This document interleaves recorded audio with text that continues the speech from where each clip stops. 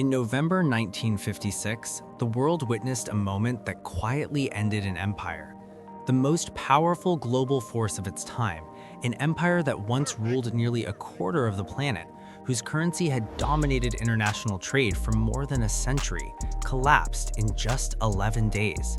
Not because of a lost war, not because of rebellion, but because of a phone call. On the other end of that call was the United States. The message to Britain was brutally simple. End your military operation in Egypt immediately, or we will destroy your currency. We will sell our holdings of the British pound, we will block your emergency assistance from the International Monetary Fund, and we will let your economy unravel. Britain had no leverage left. Within hours, it surrendered, not to an enemy army, but to debt, financial weakness, and the reality that it was no longer the power it believed itself to be. That moment, the Suez Crisis, was the final confirmation that British global dominance was over. Yet history textbooks often present it as an isolated humiliation rather than the inevitable outcome of decades of mistakes. Britain did not fall because of Suez alone. Suez merely exposed what had been true for years. And the uncomfortable truth is this: the same errors that destroyed Britain are being repeated by the United States right now, and by 2026, the consequences may no longer be avoidable. To understand how Britain fell, you first need to understand how it rose. During the 19th century, Britain was the center of the global economy. The British pound was not just a currency, it was the currency. International trade ran through it, central banks stored it, global contracts were written in it. This gave Britain enormous power. It could borrow cheaply, run persistent trade deficits, and finance a worldwide military presence with ease because the world needed pounds more than Britain needed discipline. The arrangement felt permanent. But beneath that dominance, reality was shifting.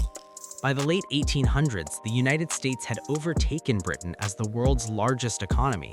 American factories outproduced British ones, American innovation surged ahead, American wealth expanded faster, yet the pound remained dominant due to inertia.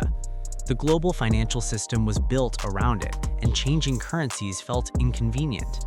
Reputation masked decline, temporarily. World War I shattered that illusion. Britain borrowed heavily to fund the war, and by 1918 it had transformed from the world's largest creditor into one of its largest debtors, owing massive sums, especially to the United States. Instead of adjusting to this new reality, Britain chose denial. In 1925, it made a catastrophic decision, returning to the gold standard at its pre-war exchange rate, pretending nothing had changed. That decision was driven by pride, not economics. To defend the pound's artificial value, Britain raised interest rates, choking growth and driving unemployment higher. Exports became uncompetitive, industry weakened. Still, leaders continued to spend as if the empire remained intact, maintaining global military commitments they could no longer afford. Debt replaced productivity. By the 1930s, financial pressure became impossible to hide. Speculators attacked the pound, recognizing that Britain's spending and borrowing no longer aligned with reality. In 1931, Britain was forced off the gold standard and the pound lost nearly 30% of its value almost overnight. Even then, the currency survived longer than expected, not because Britain was strong, but because it forced its colonies to hold pounds in reserve. The empire itself was propping up the illusion. World War II delivered the final blow. Britain borrowed even more, emerging from the war effectively bankrupt, owing more than its entire annual economic output. Yet leaders refused to relinquish the image of global dominance.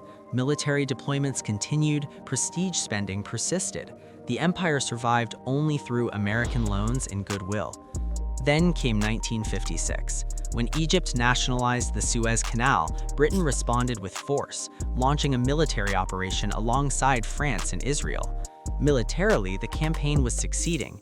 Politically and financially, it was a disaster. The United States, now the world's financial center, opposed the invasion. President Eisenhower threatened to collapse the pound by selling U.S. holdings and blocking IMF support.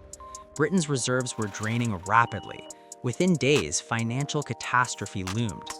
Britain withdrew. The operation ended. The illusion shattered. In just 11 days, decades of denial were exposed. Britain was no longer a superpower. It was a debtor nation dependent on its creditors' permission to act.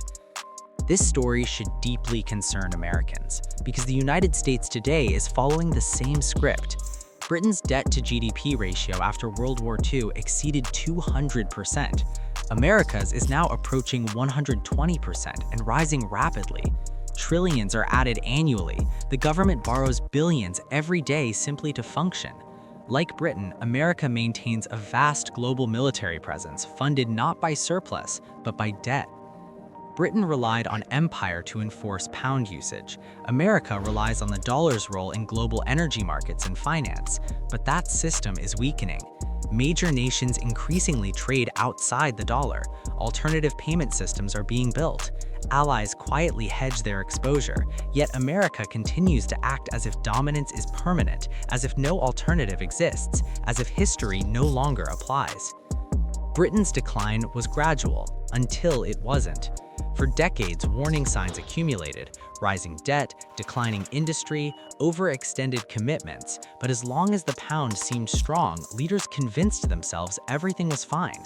Then, one crisis revealed the truth. America's equivalent moment is coming. It may be a geopolitical failure, a financial standoff, or a sudden loss of confidence in US debt. Whatever triggers it, the foundation is already fragile. By 2026, interest payments alone are projected to exceed $1 trillion annually, surpassing defense spending. This is the same point Britain reached before collapse accelerated. When confidence breaks, transitions are not gentle. One day, power feels unquestioned. The next, it is gone. Britain's final mistake was not military or diplomatic. It was psychological.